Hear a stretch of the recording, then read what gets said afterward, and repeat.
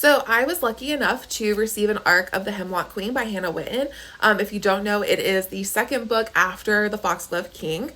Um, this was one of my most anticipated releases for this year. I was really excited. I love The Foxglove King.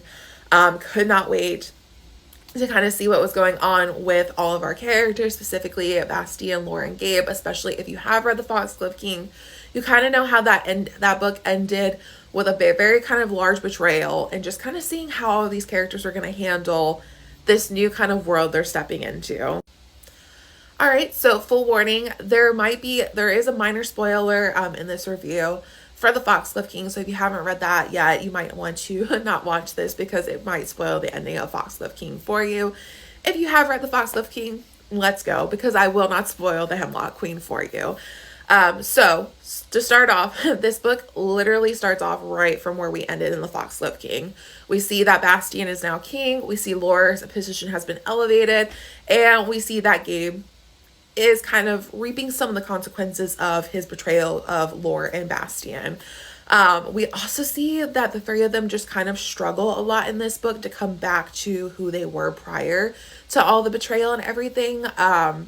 We definitely see them trying to work on their relationships a bit, but they are still very strained between all three of them. We see some very different changes in personalities amongst the three as well. Bastien has become kind of colder and harder. His personality is definitely probably the one that changes the most.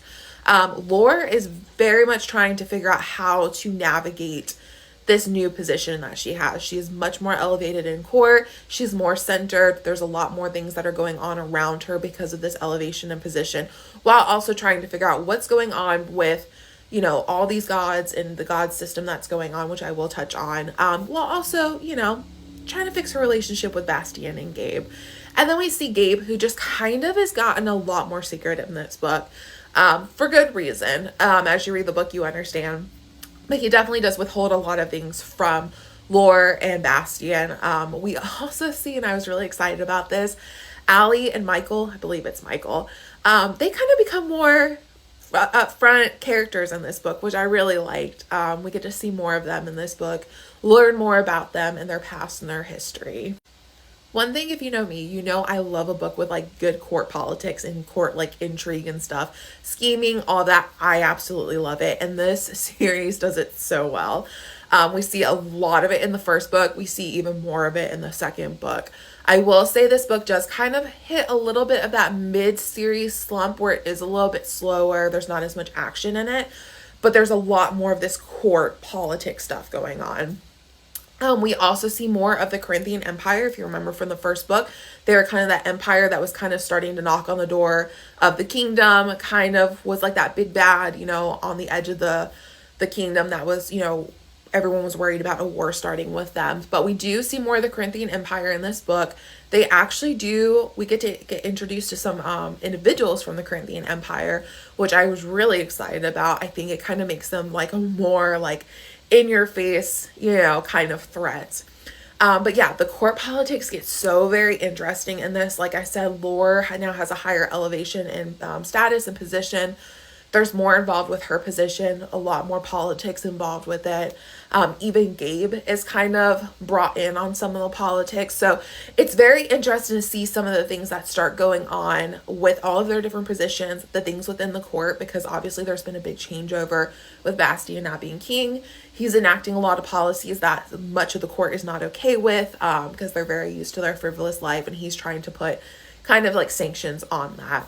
So if you're a really big fan of court politics, you're going to love this series. Another thing that Hannah Whitten does so amazing in this is the magic system and the gods.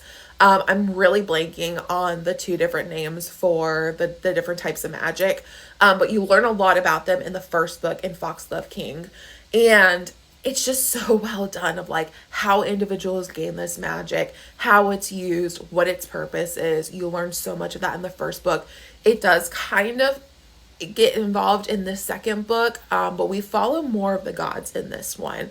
So if you remember from the first one, we had the buried bleeding goddess that was in the catacombs. We learned a lot about her and what she did, but we learned so much more about the other gods, specifically the sun god.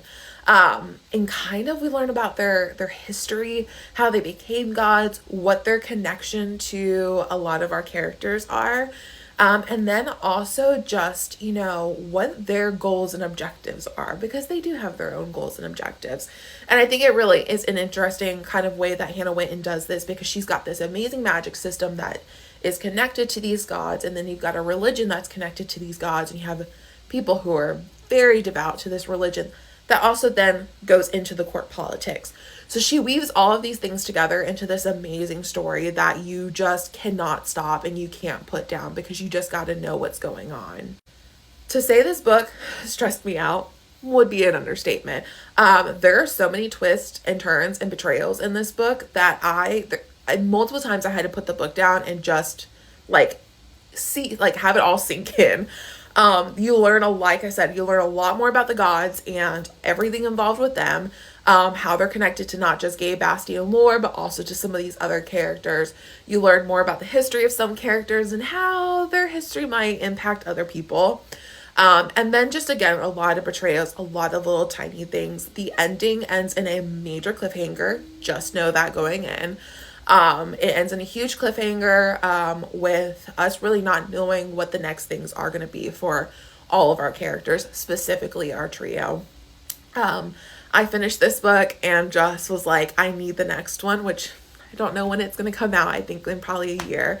But yeah, it's definitely one of those books where it could have really fallen hard into that mid-series slump, but Hannah Whitten does such a good job of still keeping you so engaged in the story and in the characters that you don't really feel like it's a big slump. So the Hemlock Queen comes out on Tuesday, April 9th. I highly recommend picking it up if you haven't already.